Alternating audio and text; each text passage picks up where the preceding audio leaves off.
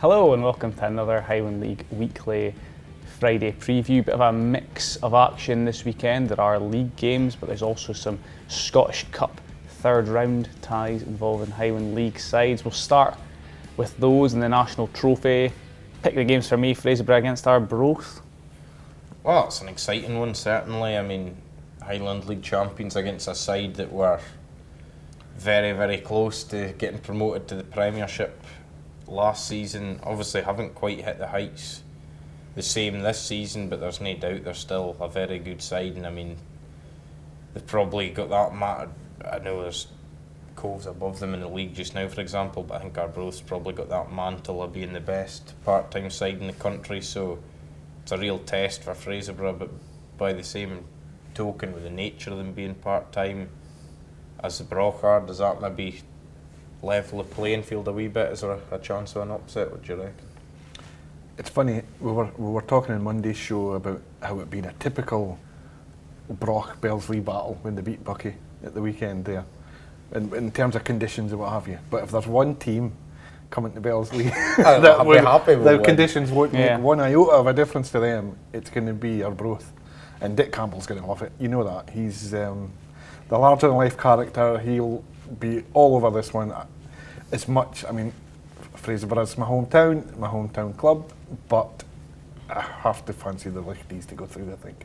Well, Dick Campbell spoke at Fraserburgh's business lunch. Callum, do you think Mark Howie gave anything away? Because that was before the draw, It was before the draw, and Mark said afterwards he wished he'd maybe picked Dick's brain a wee bit more about his side and some of the things that he does, because I didn't know, obviously, but there's certainly one familiar face that we know all about, and the Broch will know all about. Kieran Shanks, obviously, was with Inverurie last season. He's at Arbroath and he's been doing well of late and had a goal here and there and been getting a bit of a run in the team. So, I mean, I'm sure he'll be looking to come back and score a few against the old sort of Highland League sparring partners. But that's one player, but there's other guys in the Arbroath team that have been playing at Championship League One level for a long time and are clearly good players. But I wouldn't count Fraserburgh out totally. Stranger things have happened.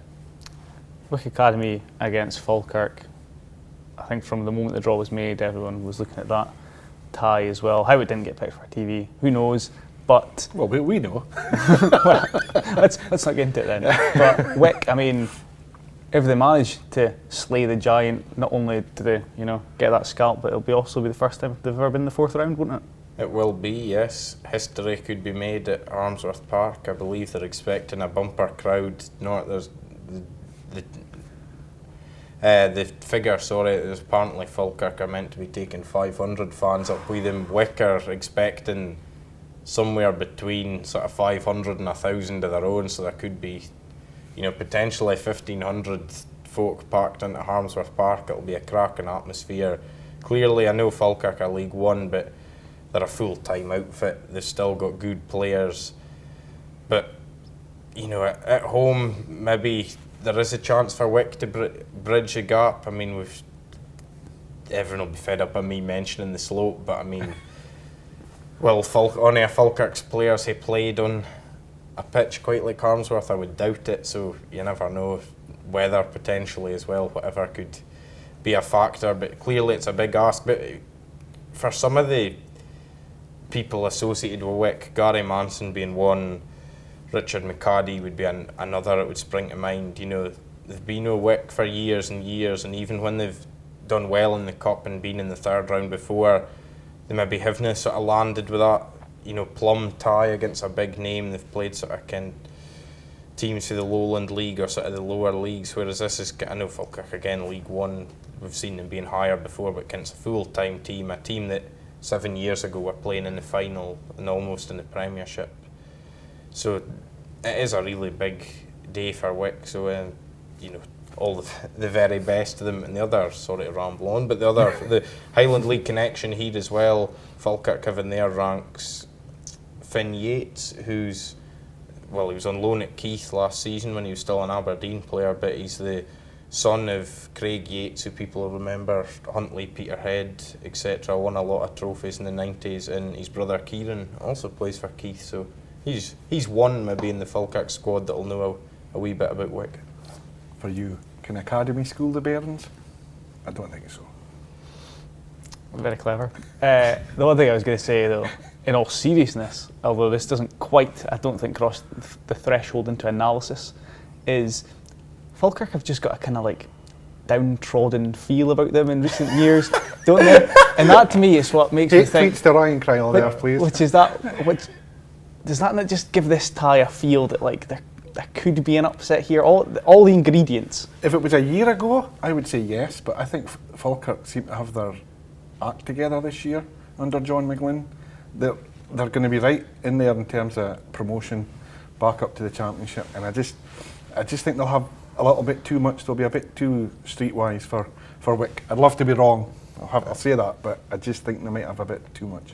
My one wee hope, I think, is I hope it from a Wick perspective that at half time or with half an hour to go, the tie is still live, and the same would go for the Fraserburgh game actually, because we've seen it before in these situations.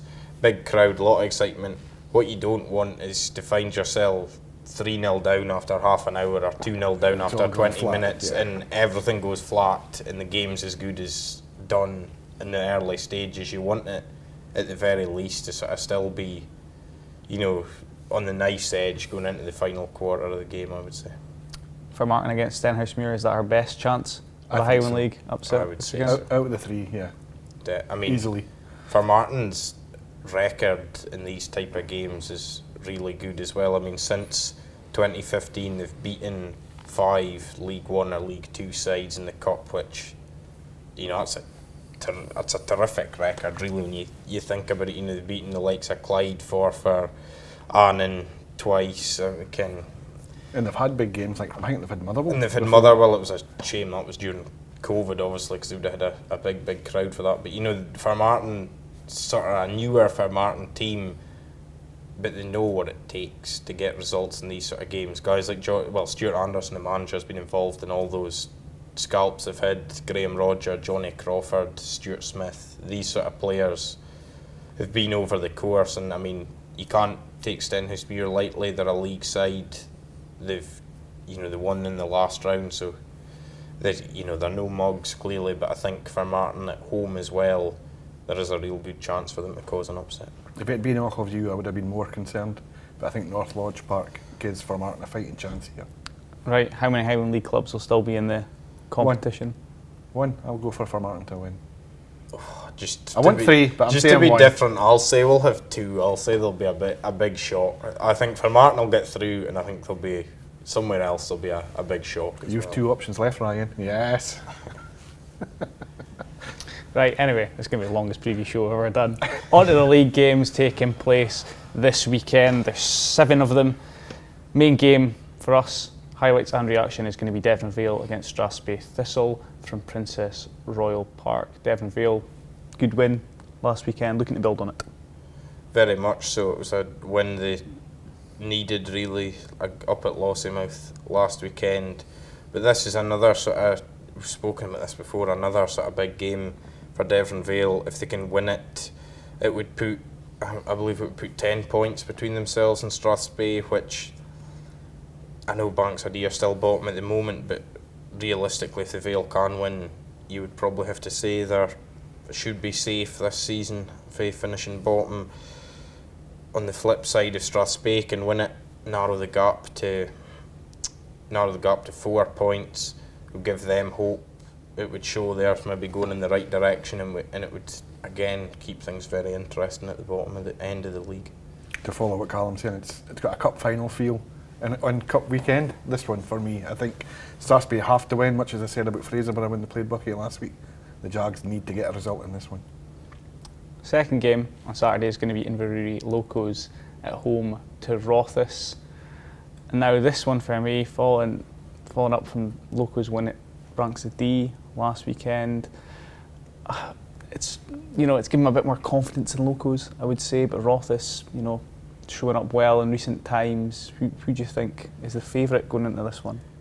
Well, it's a difficult one because what you're saying about Locos, some excellent performances and results, but I come back to this again, the majority of them this season have been away from home, so Whether, I mean, you'd think it's a matter of time before it clicks at home.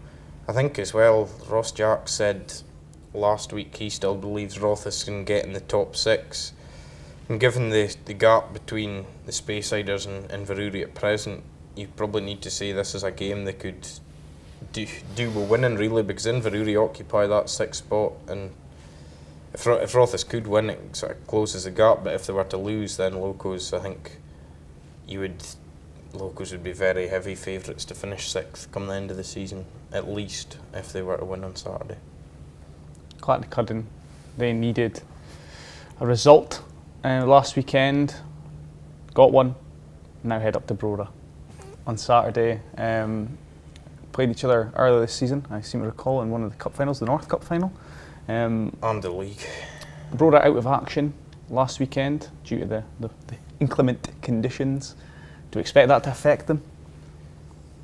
Not too much. No. It's not like you've been out. It's not like they haven't had a game for a month or whatever. It's one Saturday, and I'm sure some of their players have probably been reasonably chuffed to have a Saturday off as well. Reasonably chuffed, I would imagine. But if you can be reasonably chuffed, but no, I mean you'd have to.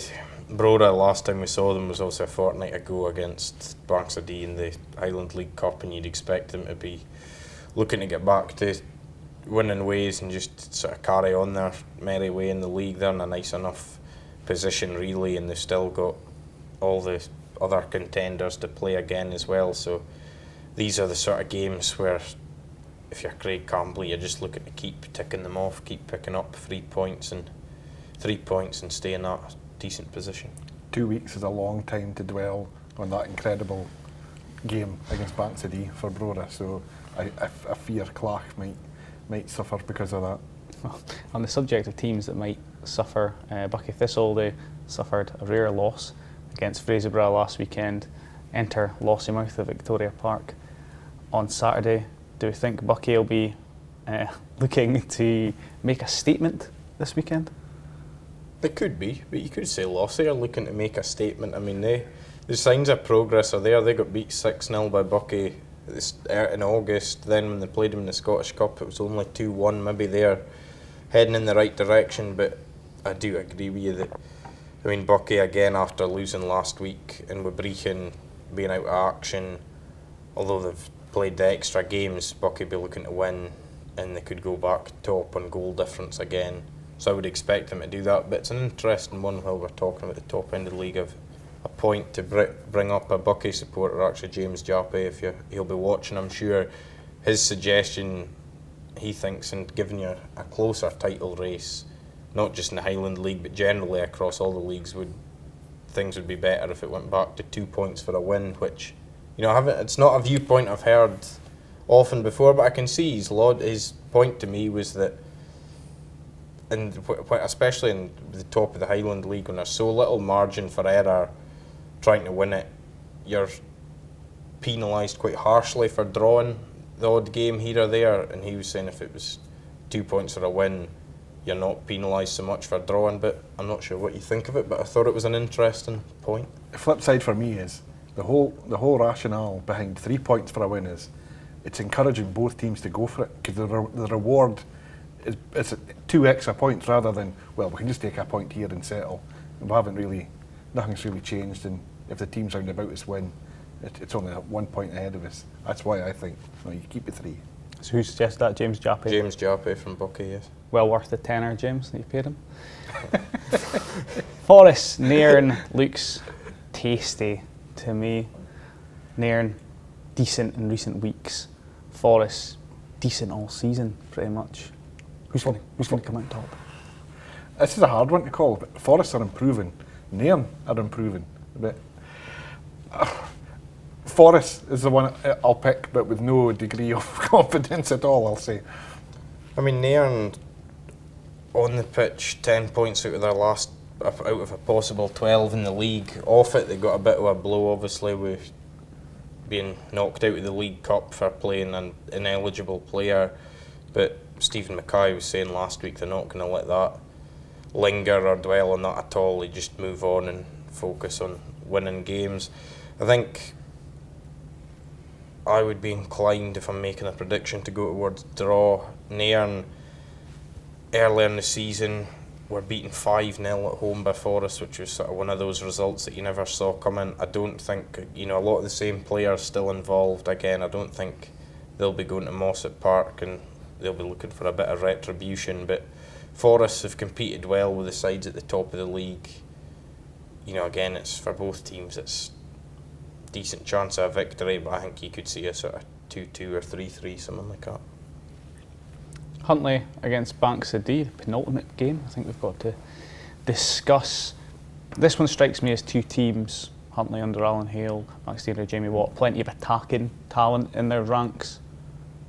Banks of Dee, we discussed on Monday, maybe struggling to keep the back door shut at times. Huntly, can they be defensively vulnerable as well? Huntly at home will fancy their chances against anyone, I think. And it's two teams that need to bounce back from what they will look at as disappointing defeats at the weekend. Again, this is a tough one. Just like Callum's just said, looking at the previous game, I can see a draw here in this one, which I think Alan Hale would be happier with out of the two managers. But Huntly are very good on their day, and Banks of Dee seem to have found a bit of an inconsistent spell for me, and that's why I think that Huntly have got a chance here. I think you saying with Huntly on their day, and I mean they've shown that in games against the top sides the way they've played, but it's the fine margins in trying to get the results. No, because of the deduction, Banks of Dee at the bottom, but clearly they're still a very good team. And for Huntly, it's sort of, if they can be, and I know it's whoever takes their chances wins any game, but particularly in this game, I look at Huntly sometimes maybe when they have spells, maybe not quite making the most of their chances and things. If they can be clinical, clearly, I think they've got a chance. And I mean, I just think with attacking players and things on both sides, whoever makes the most of their spells on top will come out on top, because it's two sides that will. I mean, I'd be amazed if this was to finish 0-0, because it's two sides that will play on the front foot and will create chances. Okay, one more game to discuss then. Keith against Turriff United. Two sides, they're back, they're soaking wheat, but they're ready for action. Rained off derby. This one, how do you think it's going to turn out, 30? Score draw. That's what I'm going for. I think there's very little between these two sides, and I expect that it's very much going to be reflected on that eventual outcome at the weekend. It's difficult because it's two sides who probably in need of a win, really. Keith, I think it's 1 point from their last 5 league games. In fairness, you've had the likes of Brechin and Buckie and Inverurie mixed in there, so maybe games are not expecting to get too much from. But Turriff, I think it's 1 win in their last 6 league games, so clearly they had a good result a fortnight ago in the League Cup against Clach, 4-0 to get through. But in the league, it's both sides sort of could be doing with the points. Turriff probably in the final third carry the greater threat, but then Keith are maybe slightly more dependable at the back, so it's that kind of maybe in that sort of Keith's defensive third, Turriff's final third, who maybe wins that battle a wee bit could be the key to it. Right then, well that's 20 minutes of your life you're never going to get back, but I hope you found that instructive. A lot of action this weekend. What is it in total, 10 games or something? That'll be a busy Monday. Next Monday, bit of rest next weekend. Not that I don't every weekend. Anyway, enjoy the football, whichever games you're watching, and we'll see you for the main show at 7 p.m. on Monday. Just a reminder, our main game this weekend, highlights and reaction from Devon Vale against Strathspey Thistle, and we'll also have highlights of Inverurie against Rothes. But yes, until Monday, we'll see you then.